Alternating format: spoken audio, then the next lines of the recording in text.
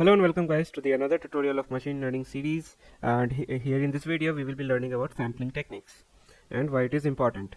So sampling is used to obtain a representative subset of data from a larger population. So the need of for sampling arises when it's not practical or feasible to collect data from the entire population. So by using a sample we can estimate population parameter with a certain level of confidence and statistical significance. So sampling is appropriate when the sample is representative of the population, meaning that the characteristics of the sample are similar to those of the population. So in general, we should use sampling when the population is too large, too diverse, and too costly to survey and its entirety. So for example, if we want to estimate the average income of all household income in a country, it is impractical to survey every household. So instead, we can use a representative sample of household to estimate the average income of the entire population. However, there are some situations where sampling may not be appropriate. For instance, when the population is small and homogeneous, so it may be possible, and more accurate to collect data from the entire population. So in some cases, sampling may introduce bias or be unreliable due to inadequate sample size, also lack of representativeness, or other factors as well. So in this situation, it may be necessary to survey the entire population. So in summary, sampling is a useful tool to estimate population parameter when the population is too large, diverse, and costly to survey the entirety. Okay. So, however, sampling must be done carefully to ensure that the sample is representative of the population and that the result estimate are accurate and reliable. Then we have some techniques that help us do sampling. Okay, so let's understand each of them. Okay, so first is simple random sampling. So in simple random sampling, each item in the population has an equal chance of being selected for the sample. So for example, if you want to conduct a survey on the job satisfaction of employee in a company, you can randomly select a sample of employees from a list of all employees in the company. Okay. Then we have stratified sampling. So in stratified sampling, the population is divided into subgroup or strata based on certain characteristics, and then a random sample is selected from each subgroup, and this method ensures that the sample is representative of the population with respect to those characteristics.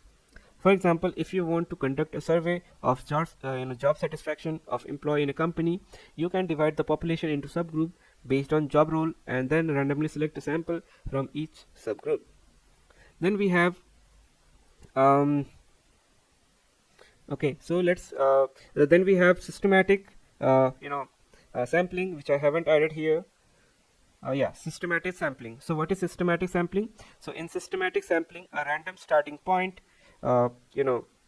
is selected, and then every nth item in the population is selected for the sample. So for example, if you want to conduct a survey on the job satisfaction of customer in a store, you can select every 10th customer who entered the store during certain time period. Okay, and that is how systematic sampling is done. Now after that we have cluster sampling. Okay, so in cluster sampling, the population is divided into clusters and then a random sample of cluster is selected. So all the items within the selected cluster are then included in the sample. So this method is useful when it is difficult or expensive to obtain a complete list of all the items in the population. For example, if you want to conduct a survey on the job satisfaction of employee in a city, you can randomly select a sample of companies and then include all the employee within those company in the sample. Okay, then we have oversampling and undersampling. So what are all this? So in oversampling, the minority class is oversampled to balance the class distribution in the sample. For example, if you have a dataset with 90% of data being class A and 10% belonging to class B, you can oversample the class B data to achieve a more balanced distribution. And in undersampling, the majority class is undersampled to achieve the same result like we have done above. Okay. Then we have stratified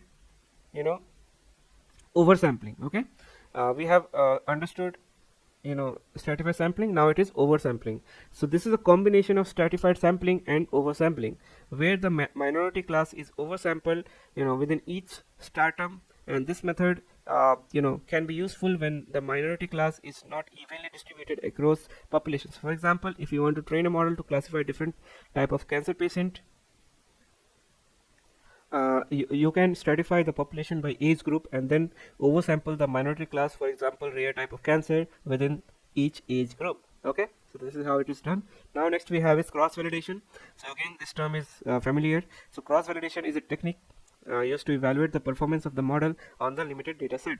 So in k-fold cross validation, the data is divided into k subgroups, and then the model is trained on k-1 of those subset and then evaluated on the remaining subset. So this process is repeated k times, with each subset being used once as a validation data. So the result of each iteration are then averaged to provide an estimate of model performance. So for example, in a 5-fold cross validation, the data is split into 5 subset and the model is trained on 4 subset and validated on remaining subset. This process is repeated 5 times, with each subset used once for validation. Lastly, we have bootstrapping and importance sampling. Okay, so in bootstrapping what we do is bootstrapping is a resampling technique that involves creating multiple samples of data set by randomly sampling with replacement from the original data set, like random forest. So this allow for the estimation of variability of a statistic and the construction of confidence interval. For example, if you have a data set of 100 observation, you could create 1000 bootstrap sample by randomly selecting 100 observation from the original data set with replacement. So this process is repeated 1000 times, resulting in 1000 bootstrap sample. Okay, now what is importance sampling? So importance sampling is a technique used to estimate the properties of a target distribution by sampling from a proposal distribution that is easier in sample form. So the importance sampling weights the sample according to the relative importance in estimating the target distribution. So for example, suppose you want to estimate the mean of the target distribution, but the target distribution is difficult to sample from directly, and you can instead sample from a proposal distribution that is easy to sample from, and use importance sampling to weight the samples according to their importance in estimating the target distribution. Okay, so hope you guys have understood what all different type of sampling technique we have and why we use it, all this thing. Okay, and we will be seeing one reason why we use such techniques. In the next tutorial we will be learning about imbalance, what is imbalanced data set and why it is very bad, okay, for model. Okay, but before that let's implement all the sampling technique through code, and then we will see how different they are. Okay, so first of all we will import pandas as pd, import numpy as np. Okay, and the very first thing that we will be doing is we will create a sample data set with 20 data points. Okay, create sample data set with 20 data points.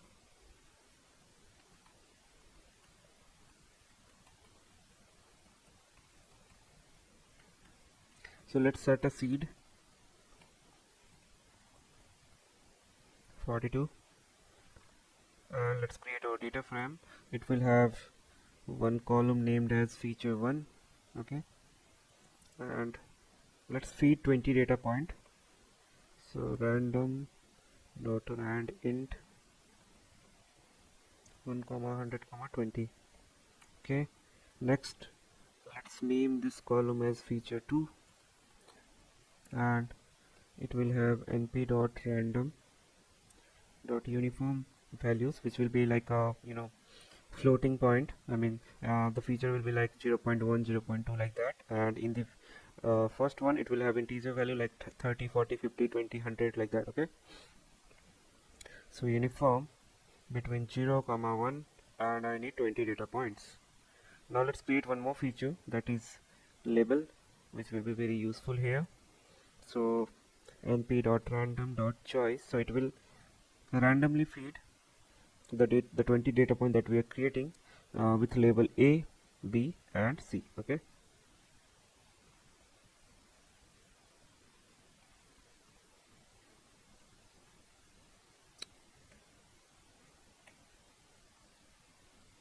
now let's feed this data to the data frame. So df equal to pd.data frame, and here we will pass the data, and we are done with the data frame. Okay, let's print it out. So this is how our data set look like. Okay, now the very first technique that we will be implementing is random sampling. Okay, so let's do that. Random sampling. Okay, so first of all let's implement this, and I'll I have some note to share, but let's share that in the later part of the video. So let's do the first sampling, that is random sampling. Random sample equal to df dot sample 10. Let's say I want 10 data points, and let's set the random state to be 42. Okay, so print random sampling.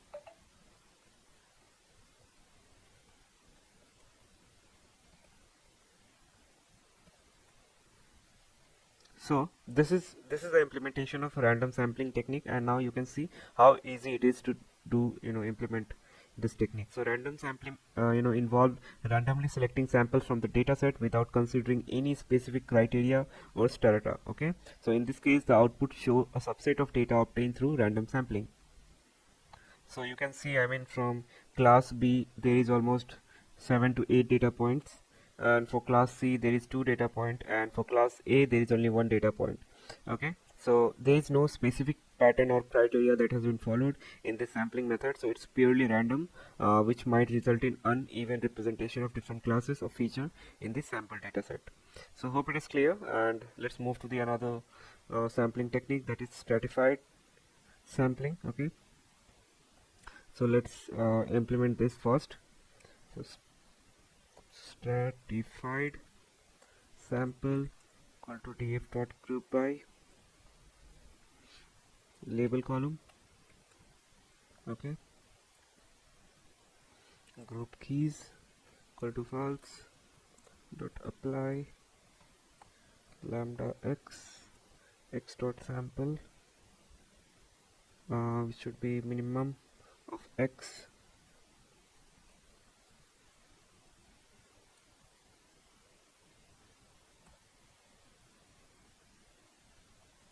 comma 2, and then random state equal to 42, and we are done. So let's print this out.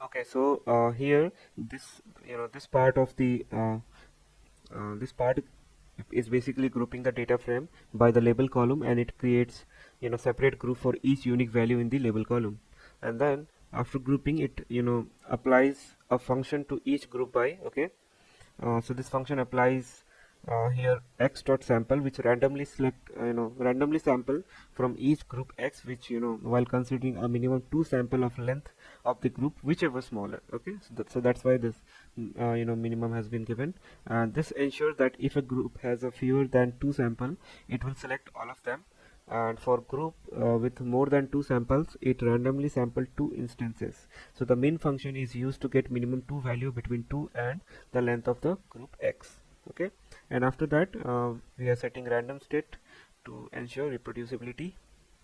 Okay, so this entire line of code performs a group sampling operation, ensuring that the each category of label in the data frame has at least 2 sample if available, and random sampling is done within each group while maintaining the consistency with the random state for reproducibility. So let's run this, and this is the output that we have. So let me explain what the output is saying. So basically this stratified sampling involves dividing the data set into different group, or you can say strata, based on certain criteria, that is class level. Okay, so and then taking the random sample from each group. So the output we have provided seem to have result of applying stratified sampling to the data set. So the sample data set contain instances that are stratified or divided based on the class level. So so class A, where we have instance 5 and 13, okay, have been sampled. For class B we have 18 and 17, and for class C 8 and 11 has been sampled. So each class seem to have represented in this sample data set, ensuring that the sample retain the class distribution observed in the original data set within the each group.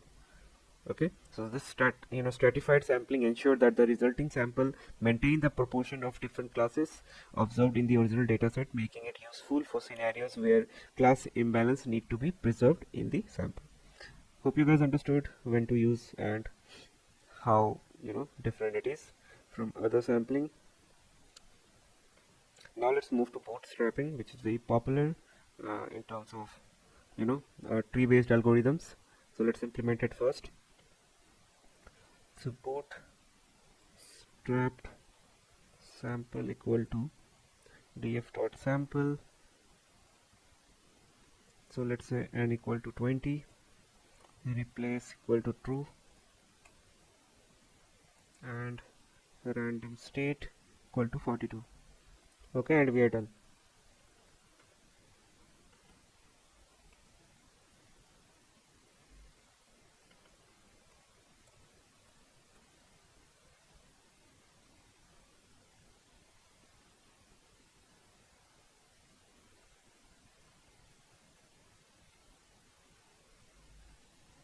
Okay, so what we are seeing here is so the output provided seems to have a result after applying the bootstrapping to the dataset. So bootstrapping is a resampling technique where new dataset are created by randomly sampling the original dataset with replacement, right? That is what we have learned in the random forest, right? So the instance from the original dataset are randomly selected multiple times with replacement to form the new bootstrap sample. So the resulting dataset will consist of several instances, some of which may be repeated. Okay, for example, the very first data point is been repeated. You can see here it's been repeated 2 times. Okay, because due to the sampling with replacement. So it apparent that some instance from the original dataset has been replicated in the bootstrap sample. Okay, and the bootstrap dataset seems to have mixture of instances from different classes A, B, C, and varying value from feature 1 and feature 2.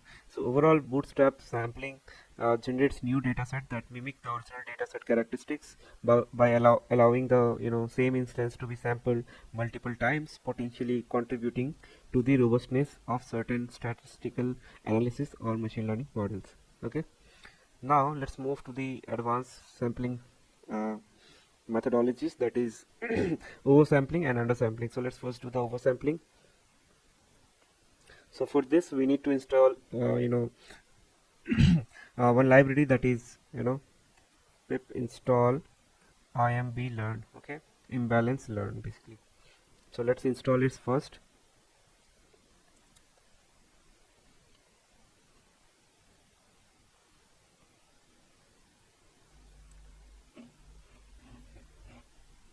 Oops, my internet is not on.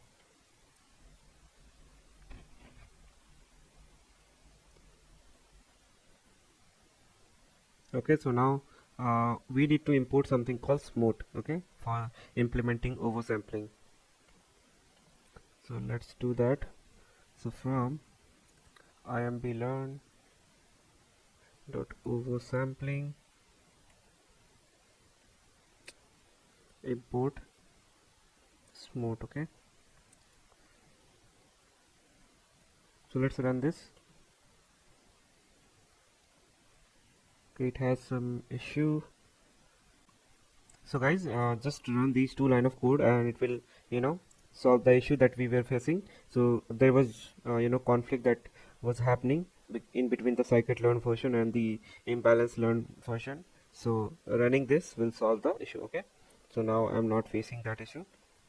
Okay, so now let's implement the oversampling, and for this oversampling we will be creating some imbalanced data set. Okay, so let's create that. Create imbalanced data set, and let's set a seed. Let's set it to 42, and some part of the code will be same. So let's copy this part and we'll change the content inside it.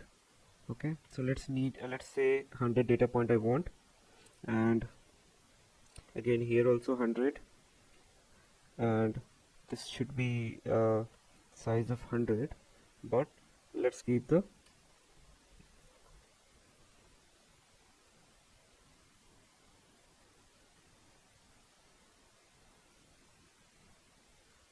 probabilities. Okay, so let's give the probabilities for each of them so that it will create an imbalanced data set. Okay, so I want A to have 70% of data, B to have 20% of data and C to have 1% of, sorry, 10% of data, 20% of data, and 70% of data. Okay, so now our data frame is ready. Let's print it out, and we will see that for for class C we will have only 10 data points. So to check it, just do this,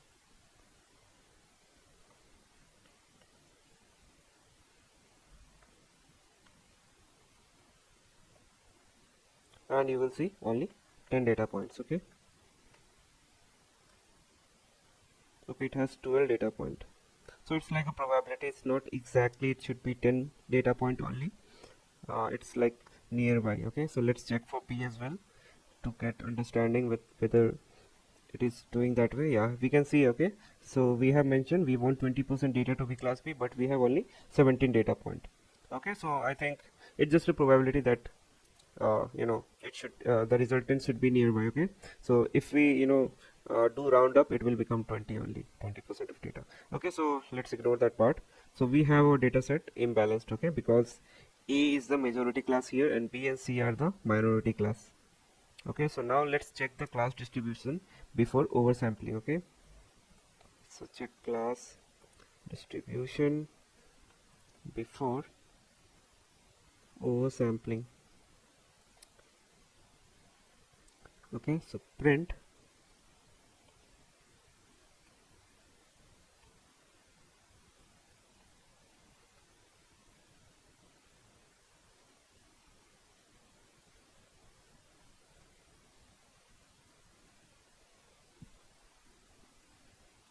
and how do we check it? With the help of value count function. Okay,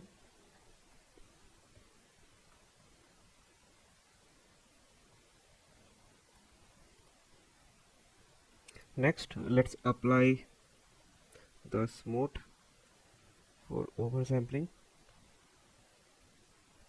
so it will create synthetic data points. Okay, for the undersampled.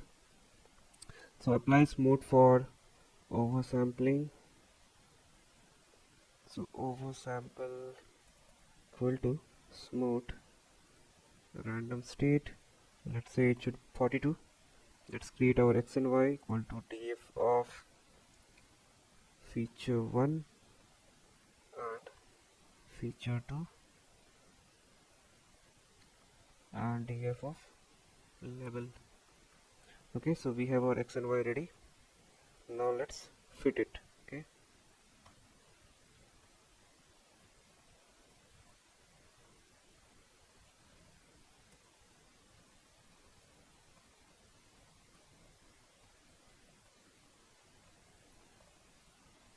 fit sample, and here we will pass our x and y.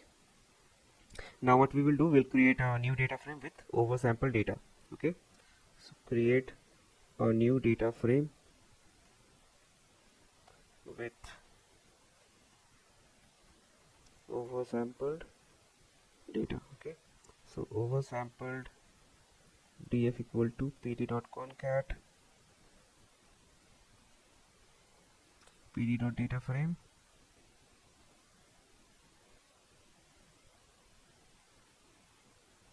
x oversampled, columns to be feature 1 and feature 2.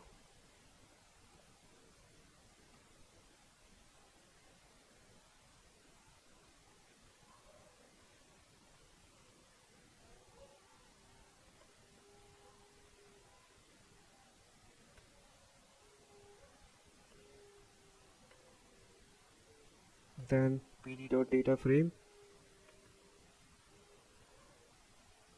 label, and it should be y over sampled. Yep, we are done. Now let's print it out. So what we will do now is we'll check the class distribution after oversampling. Okay, so check the class distribution after applying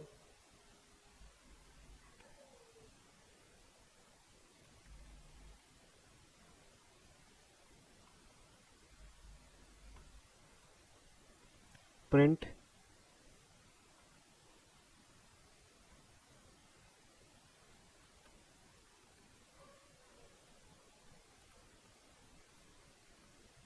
oversampling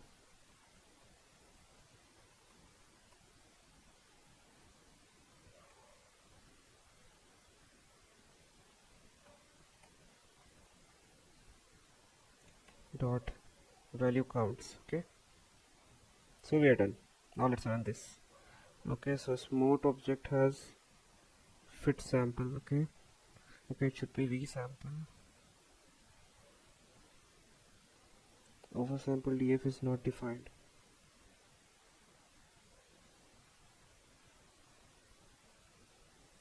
Again key error.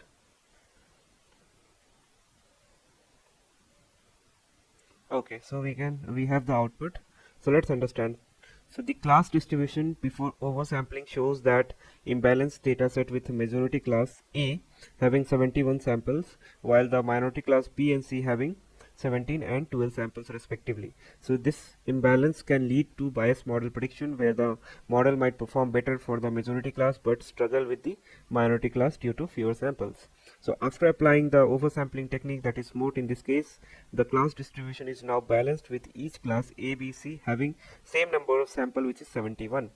Okay, so this balanced distribution help address the issue of class imbalance and can potentially improve the model performance in handling all class equally. Okay, so now I hope you guys understood how to handle imbalance situation as well. And now let's move to the last technique, that is undersampling. Okay,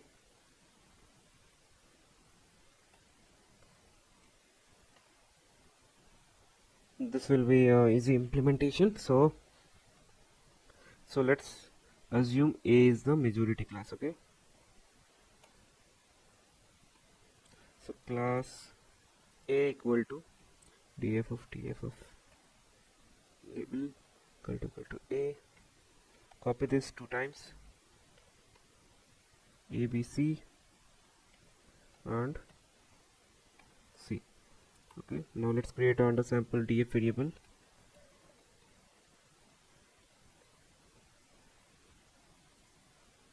pd.concat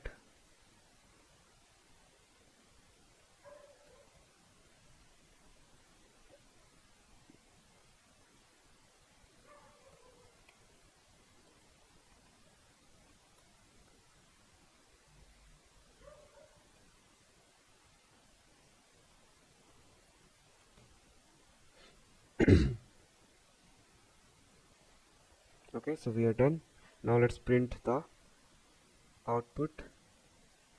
Let's copy this and paste it.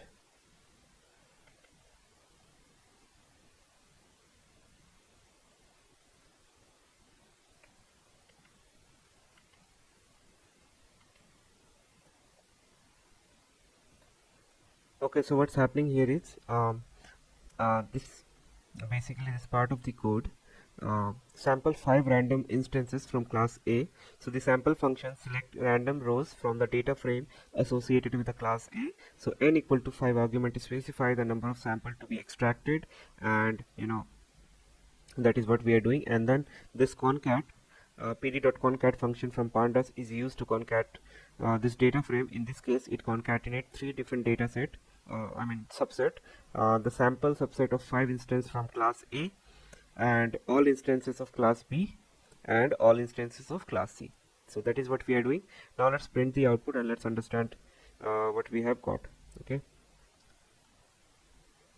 so it's a big result. So let's understand. So what undersampling says is that it involves reducing the number of sample in the data set, primarily targeting the majority class, the class distribution. So in this case, the data set appear to have undersampled to balance the class A, B and C. So before undersampling, class B seems uh, you know